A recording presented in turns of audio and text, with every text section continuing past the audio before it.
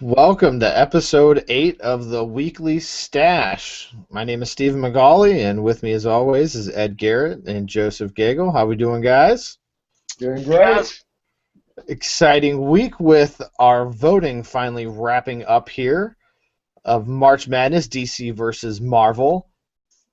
Not a shocker turnout, as we've had some of our friends at Speed Force in full force voting for the Flash and very adamantly.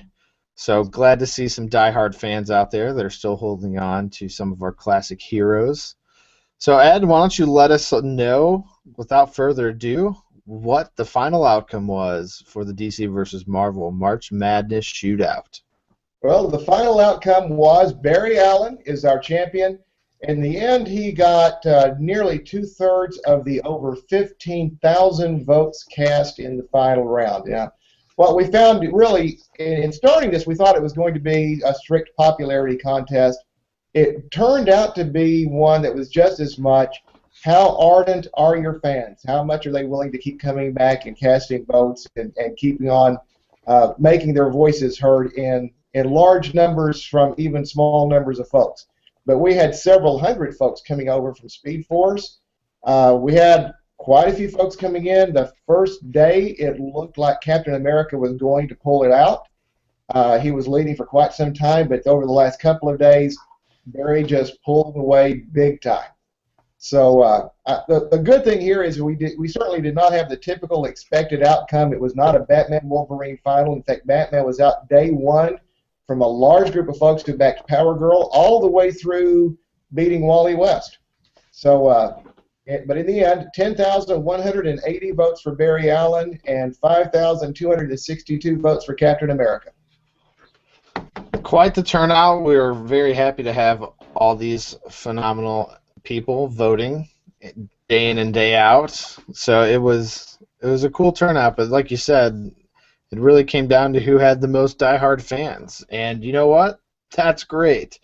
So, you know what? If you wanted somebody else to win, well, then you need to get more friends to get on the site and vote, is what it comes down to. So you can sit there and click and vote as many times as you want. Because once people figured that out, and Barry Allen had it all the way. So it was exciting. It's a good way to see how it turns out. Be rest assured we will be doing this again next March. So if you want your favorite character to win, you better show up in droves. That's it. So probably the next biggest exciting thing, probably that affects even more people, was the release of Captain America, the Winter Soldier, which for me I was very excited about. It looked fantastic. I managed to see it Friday. Joe managed to see it Friday or Saturday. Friday. And poor Ed did not have the fortunate ability to do that this weekend. I know it's on his bucket list, I'll catch up to but he will he will catch up. He's been a busy man. So Joe, why don't you give your opinion of the movie? Well, overall, I have to really give it high marks. It really delivered with the hype that was surrounding it. I had seen a lot of people, who had got to see it early, give it praise and say it was the best one they've made since the Avengers, and I'd have to say so, and maybe even the best one they've made outside of the Avengers. It really put the man out of time in the place and position that a person like him can only survive in this type of world of espionage and not being able to trust everybody. And his character really pulled through, and I felt this was the best depiction of him as a character, as they really showed his ability to fight and be a tactical genius. Yeah, I agree with that. They did a great job of really depicting Captain America in his full glory. But I think the most important thing of the movie really happened to be the plot. I think of all the Marvel movies we've had so far, Captain America had the most solid synopsis through and through the whole movie. As good as the Avengers were, and Iron Man, which I'd say probably Iron Man's one is, I think, renowned as one of the more favorited of the Marvel movies, at least for me personally. Yeah, and I have a bunch of other friends that share the same opinion. But I think the synopsis for this movie through and through was so solid, so solid. I'm not going to spoil anything for Ed, but it was really, really, really good through and through. Scarlett Johansson was great. Not that she could really be bad, let's face it. But she was great in the movie, and some of the plot twists and the way that they took it was great. The only caveat that I had, and I know you had you saw the same experience I did with the IMAX 3D, was for me, I didn't notice any scenes shot in IMAX. So for somebody like me who's a videophile, paid $16. Joe paid $17, he said, pre-show, to go see a movie in an IMAX experience. Now, IMAX theaters, for those of you who don't know, bigger screen, much better audio system. But the screen being bigger, if they choose to not shoot in 70 millimeter format, film-wise, or choose to shoot with digital IMAX, I don't even know if there are digital IMAX cameras. I think you have to shoot in 70 mil. I think you can. There may be some way, so somebody can correct me if I'm wrong in the comments. But none of a lot of films choose to shoot some scenes in IMAX and then others non-IMAX, and some movies, like probably the biggest would be Batman, Dark Knight Rises, that pretty much like 85% of the movie was shot in IMAX. But it's expensive and hard because the camera rigs are huge. But none of the movie appeared to be in IMAX. So paying that kind of money to go see a movie to really get a better audio experience, because there's black bars at the top and the bottom of the screen, felt like kind of a ripoff. Then on top of the fact, I noticed there were some issues with some of the special effects. Now, the big special effects were amazing. But there's one scene at the beginning of the movie. It's actually like in the first 11 minutes. So I'd seen this in 2D from the leak that I have on the site of the movie where they're battling on the boat, and Captain America goes and kicks a guy off the boat, and you can see like clear frame drop in the 3D movie, like awful frame drop, to where it just looked completely unnatural, completely fake, and that was really disappointing. And I don't know if that was just a 3D thing or if that was just an IMAX 3D thing. I'm going to probably go see it in 2D just to see if it was the special effect thing that had to do with the 3D, but I noticed a couple of those throughout the movie that were really distracting to me, that really drove me nuts for this kind of a movie with a budget of, I don't even know, probably $250-300 million for a movie. I don't really expect to see that type of thing from this caliber of movie. So that's my rant on Captain America. Everyone should see it, don't get me wrong. I'm just saying IMAX 3D experience may not be for everyone. You know, another little thing I'd like to throw in on it was I liked their use of characters without it bogging the movie down. Like there have been, mistakes like that in the past. You have in this Batroc the Leaper, Armin Zola, which was a really big surprise for me, how they actually did him, really correct like he is in the comics now and whatnot. And these little characters they were able to squeeze in without, messing the movie up or just making it feel like it was too full of characters. I thought that was very well executed. Yeah, like I said, the plot and the synopsis and everything, how they did it was... Falcon was awesome. Yeah, Falcon was pretty badass how they brought him in. So I look forward to maybe seeing more of him in the Marvel Universe here as the movies go forward. But as far as I could tell, Marvel is just killing it with these movies. Dark Knight was awesome. So everything Nolan did with those movies was great. That really being over. Sony has the rights to Spider-Man, so hopefully that's getting advertised as a Marvel movie, even though it's really not being made by any of the Marvel people. It's still a Sony-owned franchise. So That looked decent in the previews. What did you think of that preview? That was one of the first extended previews I think out for the Spider-Man 2. That was the second time I've seen an IMAX 3D trailer for that film, and it got me pretty excited. So I'm looking forward to it. Yeah, it looks good. Hopefully it kind of holds up a little bit to the first one, which is pretty solid. I still don't think it's up to the caliber of some of the other Marvel movies, but it definitely does look promising. So, with that being said, any other takes on Captain America, Joe? Um, the only other thing I can think of is if you haven't seen it, make sure, like always, you stay till there's nothing left on the screen, or you will miss out. Especially on the first one, which is kind of the big carry through to Age of Ultron, or maybe even Guardians of the Galaxy. So never know what you're gonna miss if you leave before it's over. Yeah, for the record, there's two. There's Yes. two. There's one like right as the previews start, and there's one after the previews have ended. So do make sure to stay through two. Don't leave after one. I saw some people doing that, and I was like, "Hey, where are you going?" So yeah, definitely check both those teasers out. We are not going to spoil anything for anyone because that would just be rude.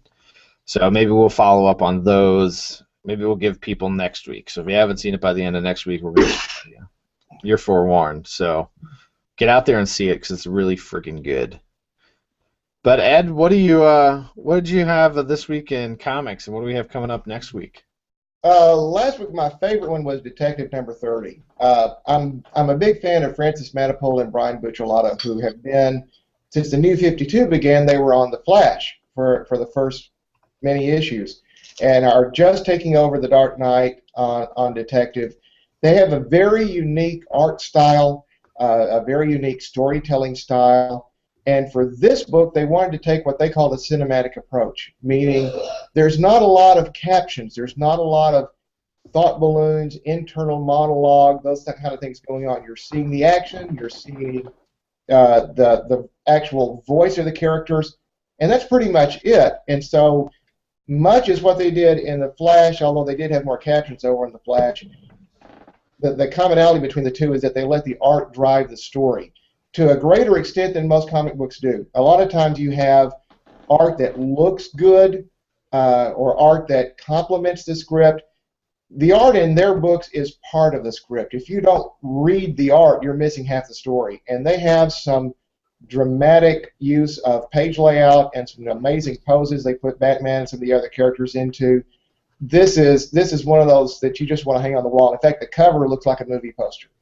It's pretty outstanding. So if this is what they're going to be doing on Detective, we have some really fun issues ahead of us. So that was definitely my favorite. The Movement number 11 was out, had a big revelation about Burden, and you'll have to catch that one for that one.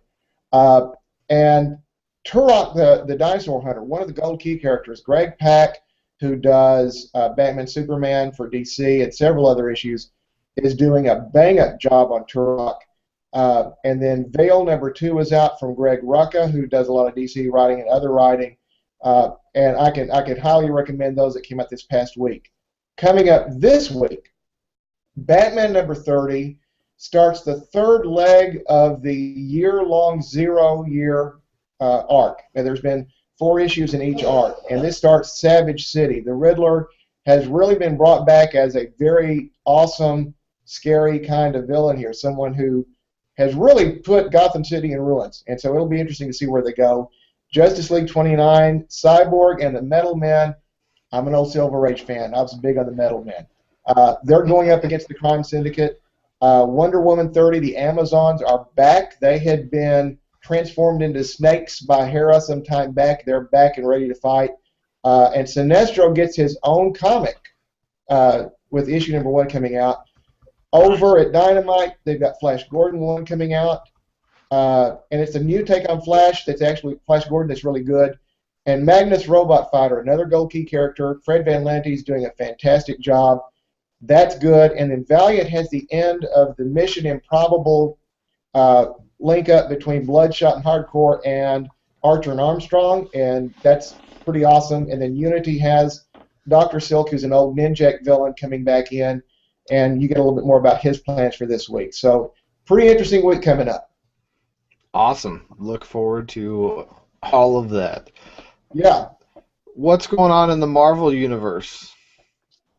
Well, one other thing I meant to mention earlier was this past week they released a prelude issue for Guardians of the Galaxy, kind of to give you a good idea of the character that is Nebula. If you see her in the trailer, she's kind of a bald, blue-skinned, assassin-looking character. So it's kind of based on a little backstory on her. So if you're interested in learning about her, pick that up. It's a 1 of 2 issue set. And coming up this week, we've got a new issue of All New Ghost Rider, a new What If Age of Ultron, All New Ultimates #1, Iron Fist #1. The Deadpool wedding issue, I believe, is this coming week, and an all-new X-Men 25 number 25 25th anniversary issue, which is supposed to be pretty big as well. That's going to be cool. That should be really cool. That was another trailer that was really good. Before Captain America was the X-Men trailer. I didn't get that one. Oh yeah, you missed out. I know. I'm very excited for that film also. Yeah, there was an extended trailer for that, which looked really good. Really good. I haven't been this excited about an X-Men movie in a while. It's gonna be. I think it's gonna be really good. Yeah, I think that'll probably be like I'll have to go see that 3 times maybe. Yeah. I wouldn't doubt it. That'll probably be me for Guardians. Hopefully they can pull that movie through. I think some people in the movie theater. I was trying to gauge people's interest in Guardians because I think a lot of people were kind of confused because the trailers kind of has that lackadaisical feel to it. But it's this big action movie with all these crazy characters, and people are going, "Who the hell is Groot? What is?" I think it'll succeed based on the fact they're just going to drop people in this universe, and they're going to want to know more about it. And I think it's going to create interest in that. I think that's the idea behind the marketing. I think they're just like, there's a raccoon. He's a crazy ass raccoon. I got to know more about this guy, you know. Right. What are they going to do with the raccoon? Yeah, exactly. So that's going to be awesome. I was telling them before the show, it took everybody onto my body. I saw the early show with like the less geeky crowd. It saw it at like 4 o'clock on Friday, and there's hardly anybody there. But it took every bone in my body just for me not to yell out, "I am Groot."